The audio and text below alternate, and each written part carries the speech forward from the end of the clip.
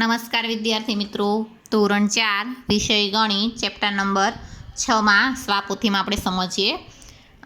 એક પાઠ મેં આગળ તમને મોકલેલો જ છે સ્વાપોથીમાં પ્રકરણ 6નો. આ બીજો આપણે ભાગ છે, તો સમજીએ હવે. તો વિદ્યાર્થી મિત્રો, મેં તમને પ્રશ્ન નંબર 7 સમજાવેલો હતો. એ 7માં કોષ્ટક ઉપરથી પ્રશ્નોના જવાબ આપવાના છે. તો આ કોષ્ટક છે, એના ઉપરથી આ બધા પ્રશ્નોના જવાબ મેં તમને ત્યારે સમજાવ્યા હતા. બરાબર. તો હવે આગળનો આપણે પ્રશ્ન સમજીએ. કોષ્ટકમાં જ એ જ કોષ્ટકમાં સમજવાનો છે. ચાલો, અહીંયા તમને લખેલું છે કે સુરેશ 5 કિલો રદ્દી કાગળ, બરાબર, અને 4 કિલો વર્તમાનપત્રો વેચે છે, તો તેને કુલ કેટલા રૂપિયા મળે છે? જો 5 કિલો રદ્દી કાગળ અને 4 કિલો વર્તમાનપત્ર વેચે છે, તો તેને કુલ કેટલા પૈસા મળશે? તો હવે આપણે સમજીએ. તો અહીંયા જુઓ, 1 કિલો રદ્દી કાગળની કિંમત કેટલી હતી? 8 રૂપિયા હતી આગળના કોષ્ટકમાં. તો 5 કિલો રદ્દી કાગળની કિંમત કેટલી? 5 કિલો રદ્દી કાગળ. વિદ્યાર્થી મિત્રો, જો તમને યાદ રહે તો એટલું યાદ રાખજો કે કિલોગ્રામની નીચે કિલોગ્રામ જ આવવા જોઈએ અને કિંમતની નીચે કિંમત જ આવવી જોઈએ, તો જ તમારું આ સ્ટેપ સાચું ગણાય છે. તો 1 કિલોગ્રામ, કિગ્રાનું ટૂંકું રૂપ છે, તો 1 કિલોગ્રામ રદ્દી કાગળની કિંમત 8 રૂપિયા છે, તો 5 કિલોગ્રામ રદ્દી કાગળની કિંમત કેટલી? તો તમે 8 હવે ક્રોસ ગુણાકાર કરવાનો. જો આવી રીતે 5 ગુણ્યા 8, આમ ક્રોસ, આખી આમ ચોકડી ગણી, આપણે ગુણાકારની ચોકડી કરીએ ને એ રીતે ગુણાકાર કરવાનો છે, એટલે તમને સરળતાથી યાદ રહી જાય. તો આ 5 ગુણ્યા 8 કરો કે 8 ગુણ્યા 5 કરો, બરાબર. તો 8 પંચા 40, તો 40 આવશે ગુણાકાર. તો આપણો જવાબ આવશે 40 રૂપિયા રદ્દી કાગળના. હવે વર્તમાનપત્રો, તો જો 1 કિલોગ્રામ વર્તમાનપત્રની કિંમત છે 15 રૂપિયા. તો 4 કિલોગ્રામ, જો કિલોગ્રામની નીચે કિલોગ્રામ આવ્યું, તો 4 કિલોગ્રામ વર્તમાનપત્રની કિંમત કેટલી? તો આમાં પણ ક્રોસ ગુણાકાર કરવાનો છે. તો 4 ગુણ્યા 15, એટલે કે 15 ગુણ્યા 4, બરાબર. ઉપરની રકમ મોટી છે એટલે પહેલાં લેશું આપણે તે અહીંયા. તો 15 ગુણ્યા 4, તો 15 ચોક કેટલા થશે? 60. આ રીતે ગુણાકાર કરીને પણ લખી શકો છો. હવે કુલ રકમ તમારે શોધવાની છે, કુલ રકમ. તો શું કરવાનું? તો જો 5 કિલોગ્રામની રદ્દી કાગળની કિંમત કેટલી થઈ? 40 રૂપિયા. અને 4 કિલોગ્રામ વર્તમાનપત્રોની કિંમત કેટલી થઈ હતી? તો 60 રૂપિયા, બરાબર. તો 40 વત્તા 60, અહીંયા તમે લખી શકો છો કે રદ્દી કાગળ, અહીંયા વર્તમાનપત્ર.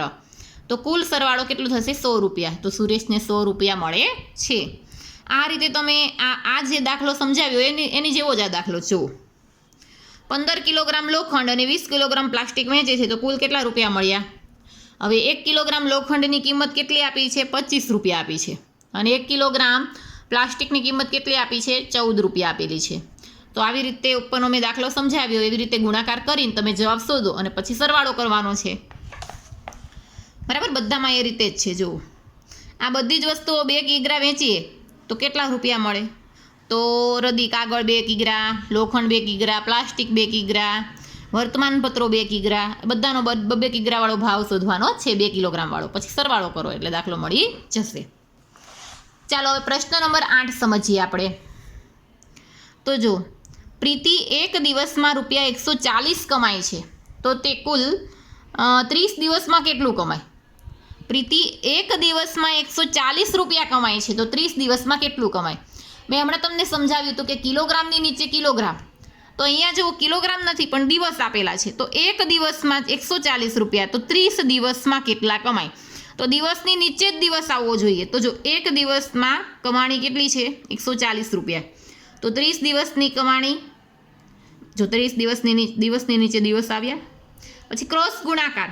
તો 140 ગુણ્યા 30 કરવાના છે. 140 ગુણ્યા 30 તમે રકમમાં આવી રીતે કરી શકો છો. આપણે મેં અહીંયા જો સ્વાપોથીમાં સાઈડમાં પણ આ કરેલું છે, તમારે પણ એ કરવાનું છે. તો 140 ગુણ્યા 30, ચાલો, તો 140 ગુણ્યા 30 કઈ રીતે થશે? જો વિદ્યાર્થી મિત્રો, આ દાખલો 2 રીતે ગણી શકાય છે. અહીંયા 2 શૂન્ય છે એકમના સ્થાનમાં, એટલે મેં 2 શૂન્ય લખ્યા છે. અને 14 તેરી કેટલા થાય છે? તો 42, બરાબર. એટલે ડાયરેક્ટ અહીંયા જવાબ મળી ગયો. પણ તમારે જો અહીંયા ન આવડે તો તમારે અહીંયા ચોકડી પાસે 2 રકમ છે, જુઓ. તો 2 રકમ હોય એટલે એકમના સ્થાનમાં 1 શૂન્ય મૂકવું પડે છે. પછી 3નો ઘડિયો બોલવાનો, 3 0 0, 3 ચોક 12, 3 એકા 3. પછી શૂન્યનો ઘડિયો બોલો તમે, બરાબર. તો તમે શૂન્યનો ઘડિયો તો આવતો જ નથી, એટલે 0 0 0 જ આવશે, એટલે જવાબ આવશે 4200. બરાબર, આ રીતે આપણે દાખલો સરળતાથી ગણી શકીએ છીએ. ત્યાર પછી હવે અહીંયા સમજીએ આપણે, જો સોનું 1 મહિનામાં 6000 કમાય છે તો તે 12 મહિનામાં કેટલું કમાશે? અહીંયા દિવસ નથી આપેલા, જુઓ 1 મહિનો 12 મહિના, તો આપણે પદ કઈ રીતે મૂકશું? આ તો 1 મહિનાની કમાણી 6000, તો 12 મહિનાની કમાણી કેટલી? તો 6000 ગુણ્યા કેટલા કરવાના છે? 12. તો 6000 ગુણ્યા તમે 12 કરો તો તમને જવાબ સરળતાથી મળી જશે. તો જુઓ અહીંયા 6000 ગુણ્યા 12 કરેલા છે. જો આ રીતે મેં દાખલો તમને સમજાવ્યો છે તો 2 રકમ છે, જુઓ અહીંયા, એટલે એકમના સ્થાનમાં આપણે શૂન્ય મૂકીશું. 1 એકાન ઘડીઓ બોલો શૂન્ય સુધી, તો 0 1 0 0 1 0 0 6 એકા 6. 2 એકાન ઘડીઓ બોલો શૂન્ય સુધી, તો 2 0 0 2 0 0 2 0 0 અને 2 છંગ 12. હવે સરવાળો કરો તેનો, તો 0 + 0 0 + 0 બરાબર 0, 0 + 0 બરાબર 0, 0 + 2 બરાબર 2, 6 ને 1 7, તો 72000 રૂપિયા કમાય છે સોનું. તો એ રીતે આ બધા દાખલા ગણવાના છે. ચાલો ત્યાર પછી હવે આ દાખલો આપણે સમજીએ. તો રમાએ તેની બચત બેંકમાં 2 વર્ષ થઈને 2 વર્ષના થઈને 992 ભેગા કર્યા છે. બરાબર, 992 રૂપિયા ભેગા કર્યા છે. શું તેની પાસે નીચેની વસ્તુઓમાંથી બોર્ડ ગેમ, રમકડું કે વાર્તાની ચોપડી ખરીદવા પૂરતી રકમ છે? ચાલો, બોર્ડ ગેમ છે 345 રૂપિયાની, વિડીયો ગેમ છે 450 રૂપિયાની, રમકડું છે 238 રૂપિયા, વાર્તાની ચોપડી 400 રૂપિયાની છે, ડિક્શનરી બરાબર 680 રૂપિયાની છે. હવે એમની પાસે કુલ 992 રૂપિયા ભેગા થયા છે. તો આ બધી જ વસ્તુ તેમાં આવી જશે. તો શું કરવું પડશે વિચારો? 992 રૂપિયા કુલ છે, આ બધી જ વસ્તુ એને લેવી છે, તો આવી જશે? તે જાણવા માટે આપણે પહેલાં તો આ બધાનો સરવાળો કરીશું. બરાબર, તો જો 300 ને હવે અહીંયા તમને કઈ કઈ વસ્તુ લેવાની કીધી છે? તો બોર્ડ ગેમ, ચાલો બોર્ડ ગેમની કિંમત કેટલી છે? 345 રૂપિયા. પછી રમકડું, તો રમકડાની કિંમત કેટલી છે? 238 રૂપિયા. અને વાર્તાની ચોપડી તો એ છે 400 રૂપિયાની. તો 5 વસ્તુ આપેલી છે, એમાંથી 3 વસ્તુ એને ખરીદવાની છે, તો આવી જશે. તો જોઈએ આપણે, તો 5 + 8 બરાબર 13, તો 13નો તગડો વધી પડી 1, અહીંયા આપણે 1 વધી મૂકીશું. બરાબર, 8 ને 5 13, તો એનો તગડો વધી પડી 1, 1 ને 4 5 6 7 ને 8 8, 3 ને 2 5 ને 4 9, તો 983 રૂપિયા કુલ થયા. તો એની પાસે કુલ કેટલા રૂપિયા છે? 992 રૂપિયા. તો આવી જશે, આવી જશે, કારણ કે રમા પાસે વસ્તુ ખરીદવા પૂરતા રૂપિયા છે. બરાબર, ત્યાર પછી વિદ્યાર્થી મિત્રો છે, અહીંયા તમને નોટ આપેલી છે, જુઓ આ 100 રૂપિયાની નોટ છે, પછી 5 રૂપિયાની નોટ છે, પછી આ 50 રૂપિયાની નોટ છે, અને આ 20 રૂપિયાની નોટ છે. અહીંયા સિક્કા આપેલા છે, 1 રૂપિયાના 6 સિક્કા છે, અને 10 રૂપિયાની 4 નોટ છે. ચાલો હવે આપણે ગણતરી કરવાની છે કે કુલ કેટલા પૈસા થાય છે. બરાબર, તો પહેલાં આપણે સમજીએ, 100 રૂપિયાની 6 નોટ છે. જો આ 100 રૂપિયાની કેટલી નોટ છે? 6 નોટ. તો 100 રૂપિયાની 6 નોટ, તો 100 ગુણ્યા 6 બરાબર 600. 50 રૂપિયાની કેટલી નોટ છે? હવે 50 રૂપિયાની 3 નોટ, તો 50 રૂપિયાની નોટ અહીંયા છે, જુઓ તો આ 50 રૂપિયાની નોટ 3 છે, તો 50 ગુણ્યા 3 5 તેરી 15, એટલે 150 રૂપિયા. ત્યાર પછી 20 રૂપિયાની 7 નોટ છે. બરાબર, આ 20 રૂપિયાની નોટ છે, તે 7 નોટ છે, તો 20 ગુણ્યા 7 બરાબર 20, 7 દુ 14, એટલે 140 રૂપિયા. 20 પછી હવે 10ની નોટ આવશે, તો 10ની નોટ કેટલી છે? 4 છે, તો 10 રૂપિયાની 4 નોટ, તો 10 ચોક 40, એટલે 40 રૂપિયા. 5 રૂપિયાની 10 નોટ છે, તો 5 ગુણ્યા 10 બરાબર 50. 1 રૂપિયાના કેટલા સિક્કા છે? 6 સિક્કા છે, તો 1ના 6 સિક્કા, તો 1 ગુણ્યા 6 બરાબર 6 રૂપિયા. ચાલો કુલ સરવાળો કરો હવે. તો કુલ સરવાળો આપણો આવે છે 986 રૂપિયા આવે છે. હવે તમને અહીંયા રકમ વાંચો, તો રકમમાં તમને એવું કહ્યું છે કે ભાવનાબેને એક ભંગારવાળા પાસેથી કેટલો ભંગાર ખરીદ્યો અને તેને 867 રૂપિયા આપ્યા, તો તેમણે આ ભંગાર એક મોટી ભંગારની દુકાને વેચ્યો. દુકાનદારે તેમને નીચે મુજબની સિક્કાને નોટ આપ્યા તો તેને નુકસાન થયું કે ફાયદો થયું? હવે આ ભંગારવાળા બેન છે એ ભાવનાબેન છે, તેને બધા લોકો પાસેથી ભંગાર વેચે ને ત્યારે 867 રૂપિયા આપ્યા, બરાબર. 867 રૂપિયા તેને આપી દીધા. ભંગાર આપણે ક્યાં ધારો કે ભંગાર વેચીએ તો આપણને પૈસા આપે છે અને આપણે એને ભંગાર આપીએ છીએ. તો 867 રૂપિયા તે ભાવનાબેને તે બધાને વેચી દીધા. હવે એ ભંગારવાળાની દુકાને જઈ છે તો એને આ રીતે પૈસા આપે છે. જુઓ તો હવે બરાબર સમજો, અહીં આપણે સરવાળો કર્યો તો 986 રૂપિયા થયો હતો.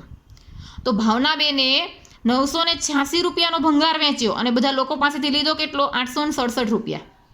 તો બાદ બાકી કરીએ તો 119 રૂપિયા. તો 119 રૂપિયાનો એને ફાયદો થયો, બરાબર. 119 રૂપિયાનો એને ફાયદો થાય છે. તો આ રીતે નફા નુકસાનના દાખલા ગણાય છે. ચાલો હવે આપણે સમજીએ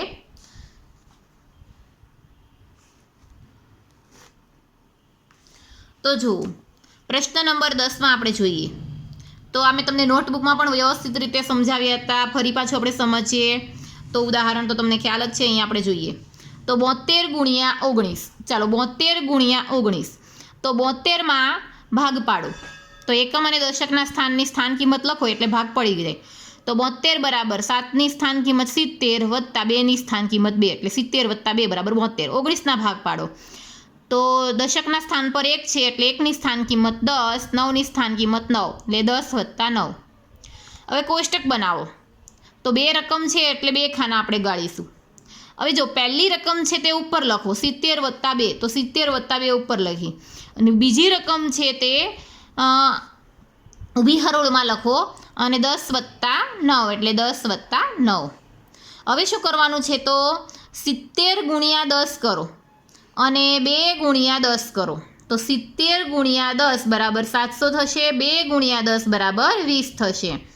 હવે 70 ગુણ્યા 9 કરો અને 2 ગુણ્યા 9 કરો, બરાબર. એટલે 70 ગુણ્યા 9 કરો એટલે 630 થશે અને 2 ગુણ્યા 9 કરો એટલે 18 થશે. હવે તમને આ 4 જે જવાબ મળેલો છે તેનો સરવાળો કરો તો જો 700 વત્તા 630 વત્તા 20 વત્તા 18. ફરીથી કહું છું 700 630 20 વત્તા 18, બરાબર. આ રીતે આપણે દાખલો ગણી શકીએ છીએ. તો જુઓ હવે કુલ જવાબ આવે છે 1368. આ રીતે આપણે ગુણાકારનો દાખલો સરળતાથી ગણી શકીએ છીએ. આ કોષ્ટક મેં તમને નોટબુકમાં પણ સમજાવેલું હતું, બરાબર. તમે કોઈ પણ જો 2 રકમ છે એટલે 2 કોષ્ટક બનાવવાના છે, 2 ખાના. 3 રકમ હોય તો 3 ખાના. હંમેશા પહેલાં ઉપરથી લેવાનું, ઉપરની રકમ અને બાજુની રકમ, પછી ઉપરની રકમ ફરી પાછી એ જ બાજુની રકમ. હવે પહેલાં ઉપરની રકમ પછી નીચેની રકમ, બરાબર. એ રીતે લેવાનું છે.